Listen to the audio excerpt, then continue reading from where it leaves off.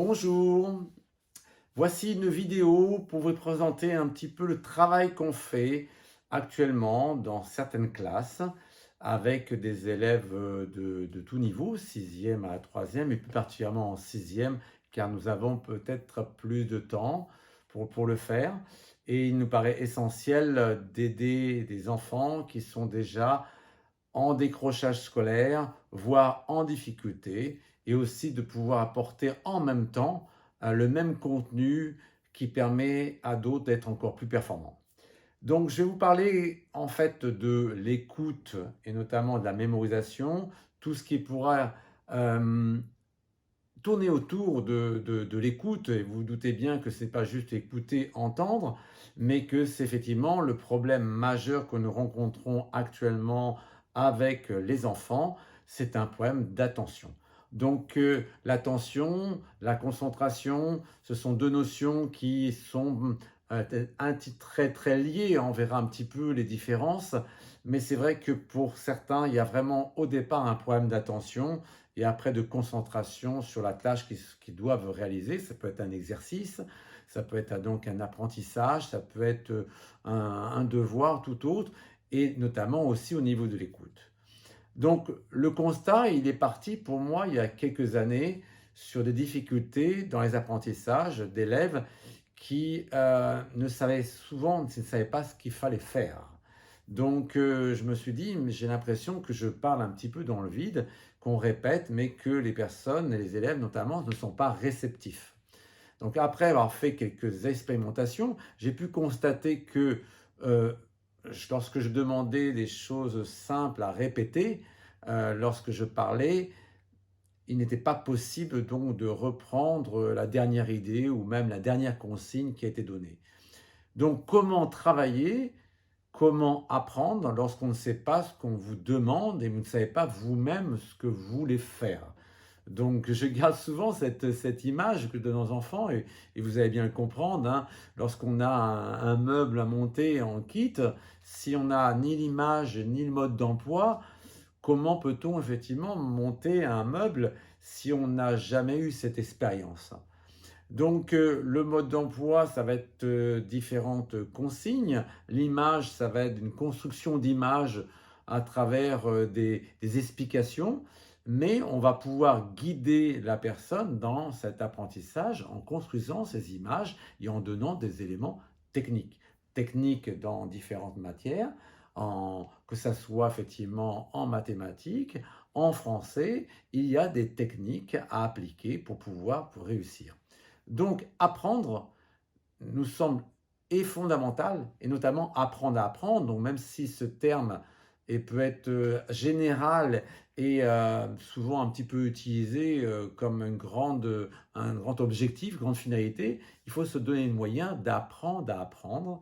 Et c'est un petit peu donc mon intention de mettre une méthode de travail adaptée à cette difficulté de l'attention, de la concentration dans les apprentissages. Nous allons donc aborder en fait une préparation mentale de l'apprentissage.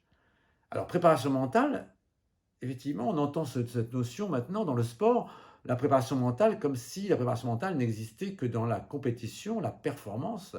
Mais la performance, elle peut être au niveau physique, dans le sport, mais elle peut être aussi dans les échecs, dans la performance, dans des concours, lorsqu'on doit être performant. Performant au niveau moteur, cognitif.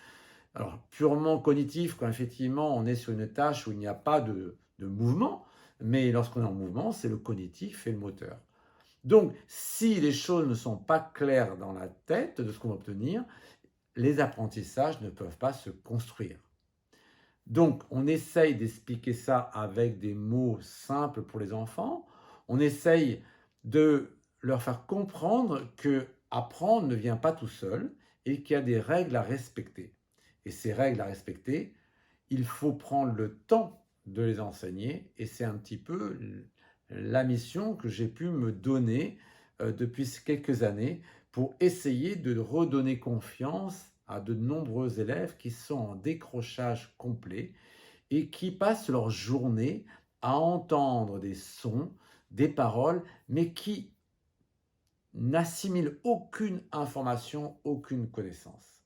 une perte de temps énorme qui peut avoir même des conséquences très importantes puisque l'enfant perd confiance en lui, va se détourner dans des attitudes conflictuelles, de chahut ou de conflit, de provocation, mais sans dire que ça se comprend. On peut l'expliquer par le fait qu'il n'y a plus du tout d'intérêt à ce qui se passe dans un cours. Donc comment les intéresser? Moi, c'est ce que j'essaye de faire en sixième pour leur donner le goût d'apprendre, de se dépasser et de pouvoir avoir la satisfaction d'avoir avancé dans la journée et d'avoir appris quelque chose sur la matière, mais aussi sur soi-même.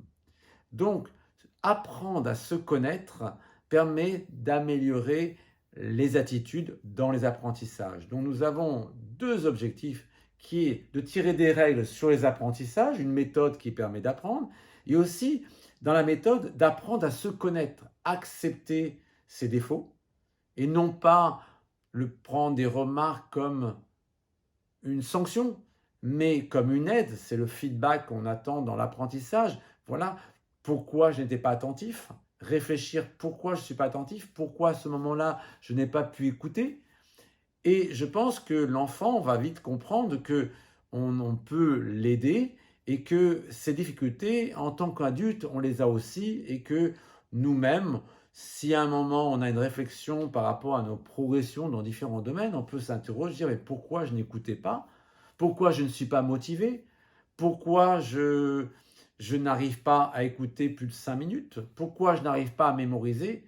C'est en répondant à toutes ces questions et en trouvant quelques voies d'ouverture qui permettent de résoudre ces difficultés qu'on peut aider donc ces enfants à apprendre à apprendre. Savoir que ces enfants n'auront pas forcément à ce moment-là une réaction immédiate. Nous aurons effectivement touché à un moment un niveau de conscience, mais je me fais un petit peu le pari que à un moment donné dans leur vie, ils pourront reprendre et mûrir toutes ces connaissances qui sont comment leur cerveau fonctionne et comment eux peuvent parvenir à surmonter des difficultés. Cette expérience peut être très enrichissante et donner la possibilité à tout individu de pouvoir, au-delà des diplômes scolaires, pouvoir se construire et avancer dans la vie, pour pouvoir effectuer un métier en étant performant, en pouvant progresser, en pouvant avoir des responsabilités, en pouvant apprécier son métier. Je crois qu'on est tous d'accord que on apprécie les choses quand on réussit, et je crois qu'il faut à un moment donné les moyens de réussir, et certains ont perdu ce goût de la réussite, le goût de la progression. Pour d'autres, c'est assez irrégulier. Pour certains, ils ont déjà intégré cela à travers leur éducation et leur parcours, mais ils peuvent être encore plus performants, puisque vouloir réussir n'est pas suffisant. Il faut vouloir préparer sa réussite. Et ça, je pense que ça fait partie du concept qu'un petit peu que j'essaie de développer, la préparation mentale de l'apprentissage. Nous verrons donc dans la deuxième partie, concrètement, qu'est-ce qui se passe dans une séance sur ces apprentissages tels que je les ai décrits, et après, nous essaierons de voir comment, en tant que parent, vous pouvez aussi aider vos enfants pour avancer et améliorer ces différentes compétences, et notamment l'attention, la concentration, l'écoute, l'organisation de la pensée. Je vous dis à bientôt pour la prochaine vidéo, en sachant que nos enfants, et je dis bien nos enfants, ont tous besoin d'être encadrés lorsqu'ils ont des difficultés, et c'est un moyen de pouvoir redonner un petit peu d'énergie et de motivation. À plus tard, au revoir.